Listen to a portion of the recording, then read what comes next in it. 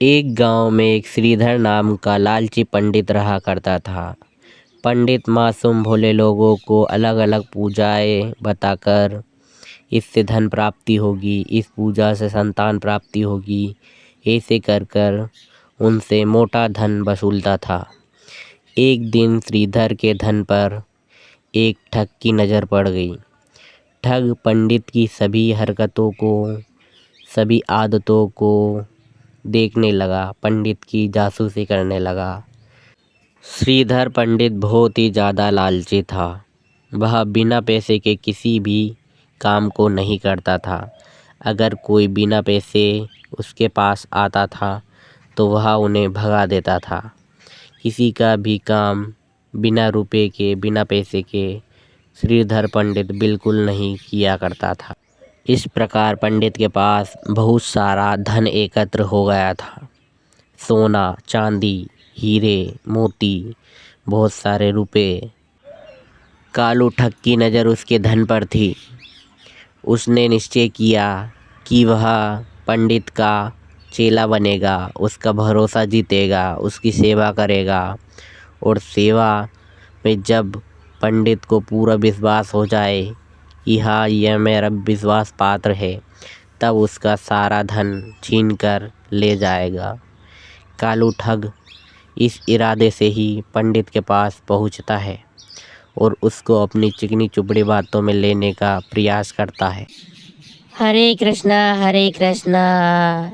कहो भैया, क्या काम है? इतनी शाम को यहाँ पर आए हो?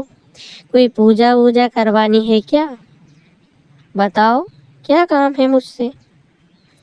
अरे पंडित जी, मैं आपको बहुत दिनों से देख रहा हूँ। आप बहुत ही अच्छी पंडिताई करते हो। आप मुझे अपना चेला बना लीजिए। मैं आपकी शरण में आना चाहता हूँ। आपके साथ भगवान का भजन करना चाहता हूँ, आपकी सेवा करना चाहता हूँ। अब तो मैं ये पूरा जीवन आपकी सेवा में ही गुजारना चाहता हूँ पंडित जी।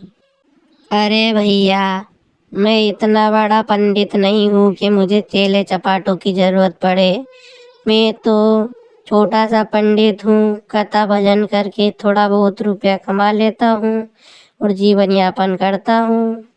मेरे को किसी चेले चपाटे की ज़रूरत नहीं है। पंडित जी, कृपया करके मुझे अपने साथ रख लीजिए। मैं बस भगवान का भजन करना चाहता हूँ और इसी के साथ मैं आपकी सेवा भी करना चाहता हूँ।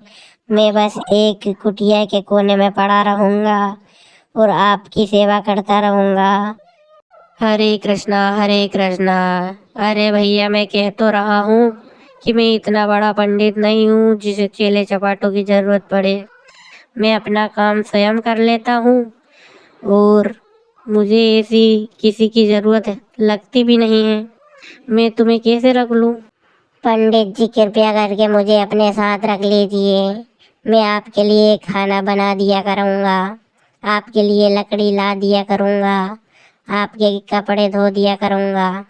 श्रीधर पंडित मन ही मन में सोचता है कि जब ये खुद फ्री में मेरा नौकर बनना चाहता है तो फिर क्या दिक्कत है इसे रखने में। रख लेता हूँ इसको। अच्छा ठीक है भैया, मैं तुम्हें अपने साथ रख लेता हूँ, पर मेरे पास तुम्हें देने के लिए कुछ भी नहीं है, ना धन है। तुम मुझसे धन की उम्मीद मत रखना और मुझे किसी बात की शिकायत नहीं मिलना चाहिए, नहीं तो मैं तुम्हें भगा दूंगा। इस प्रकार पंडित जी कालू ठग को अपने साथ रखने की अनुमति दे देते हैं। कालू ठग पंडित जी से आशीर्वाद ले लेता है। ऐसे ही कई रातें, कई दिन गुजर जाते हैं। पंडित जी की सेवा करते करते कालू किसी भी प्रकार की शिकायत का मौका नहीं देता है। पंडित जी की भरपूर सेवा करता है। एक बच्चे की तरह उन्हें अपने झांसे में लेने का प्रयास करता है। उनकी हर बात मानता है, उनको बहुत अच्छे से रखता है। ऐसे ही कितने ही दिन, कितने ही रातें निकलती गईं और कालू ठग पंडित जी को अपने झांसे में लेता गया। पंडित जी को धीरे धीरे पूरा विश्वास होने लगा। पंडित जी को लगने लगा कि कालू ठग बिल्कुल विश्वास पात्र इंसान है। पंडित जी को बिल्कुल भी इस बात का अंदेशा नहीं था कि यह एक ठग है जो कि मुझे लूटने आया है। पंडित जी उस पर पूरा विश्वास करने लग जाते हैं। और एक दिन पड़ोसी गांव का बहुत बड़ा सेठ पंडित जी के यहाँ कथा करने के लिए न्योता देने आता है और पंडित जी को बोलता है कि कल सुबह हमारे यहाँ कथा है, तो आप हमारे यहाँ कथा करने के लिए पधारे पंडित जी। पंडित जी बहुत खुश हो जाते हैं और पंडित जी को लगता है कि बहुत दिनों से धन कमाने का मौका नहीं मिल पा रहा था। इस बार बड़ा हाथ मारूंगा और बहुत सारा धन इकट्ठा कर लूँगा ताकि साल भर तक मेहनत करने की ज़रूरत ना पड़े। और इस प्रकार पंडित जी उसके यहाँ कथा करने की हाँ भर देते हैं। वहीं कालू ठग मन ही मन में खुश हो रहा था कि अब मुझे मौका मिलेगा इस पंडित को लूटने का। अब ये मौका नहीं जाने दूंगा। बहुत सेवा कर ली इस पंडित की, अब इसको कंगाल करके ही छोड़ूंगा। हा हा हा हा। हो जा पंडित तू खुश, बहुत खुश हो जा, अब तू लूटने वाला है।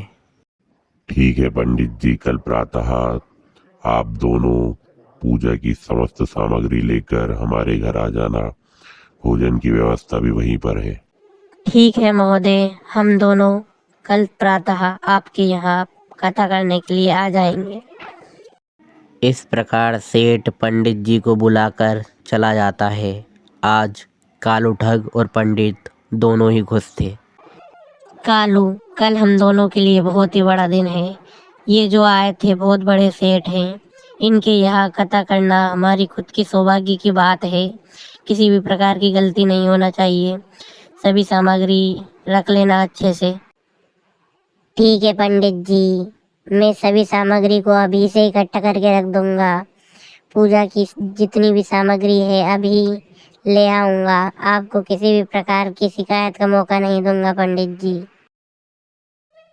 ठीक है, मैं सोने जा रहा हूँ। तुम पूजा की सामग्री इकट्ठा करके सो जाना। सुबह प्रातः चलते हैं अपन दोनों कथा करने। सुबह होते ही पंडित जी और कालू ठग सेठ जी के यहाँ कथा करने के लिए निकल जाते हैं। पंडित जी अपना सारा का सारा धन और पूजा की सामग्री एक पोटली में बांध कर रख लेते हैं और दोनों चले जाते हैं।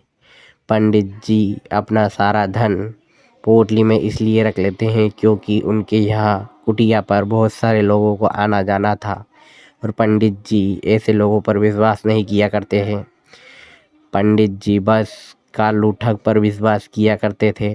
पंडित जी किसी भी कथा को करने से पहले एक विशेष प्रकार का स्नान किया करते थे, जिसमें वो 1 घंटे तक पानी में तीर कर अपने शरीर को पूर्णतः स्वच्छ किया करते थे। कालू ठग इसी बात का फायदा उठाना चाहता था।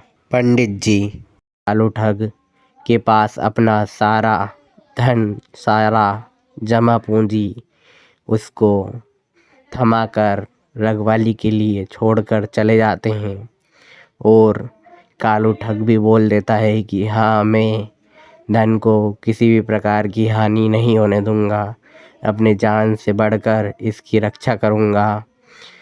और पंडित जी उसकी बातों में आ जाते हैं। पंडित जी को तो वो एक सीधा साधा लड़का ही लगता है और पंडित जी उस पर विश्वास कर लेते हैं और नदी में नहाने के लिए चले जाते हैं। पर कालू ठग के मन में तो खोट था। कालू ठग इसी मौके का तो कितने दिनों से इंतज़ार कर रहा था। वो आसपास लोगों को देखता है कि कोई देख तो नहीं रहा है। पंडित जी तो आराम से 1 घंटे बाद आने वाले थे, तो उसके पास आराम से बहुत दूर निकलने का मौका था। कालू ठग बहुत ही ज़्यादा खुश हो चुका था क्योंकि अब उसके पास बहुत सारा धन हो चुका था। वो धन को उठा लेता है और चेक करता है क्या क्या चीज़ें हैं। उसमें पूजा की चीज़ें निकाल कर बाहर फेंक देता है और हीरे मोती सोना चांदी को ही पोटली में रखा रहने देता है। कालू ठग इधर उधर देखकर पोटली उठाकर भागने लग जाता है। पंडित जी तो आराम से 1 घंटे में आने वाले हैं, चलो मैं बहुत दूर निकल जाऊंगा इतनी देर में तो। और कालू ठग वहाँ से भागने लगता है। पंडित जी 1 घंटे बाद जब नहाकर पानी से बाहर निकलते हैं तब तक कालू ठग गांव की सीमा से भी बाहर निकल चुका था। पंडित जी कालू ठग को इधर उधर देखते हैं। ये कालू कहाँ चला गया, कहीं दिख क्यों नहीं रहा है। कालू कालू ऐसे चिल्लाते हैं, कहाँ गया कालू। पंडित जी इधर उधर सभी जगह कालू ठग को ढूंढ लेते हैं और धीरे धीरे उन्हें समझ में आ जाता है कि वो उनका धन लेके भाग गया है।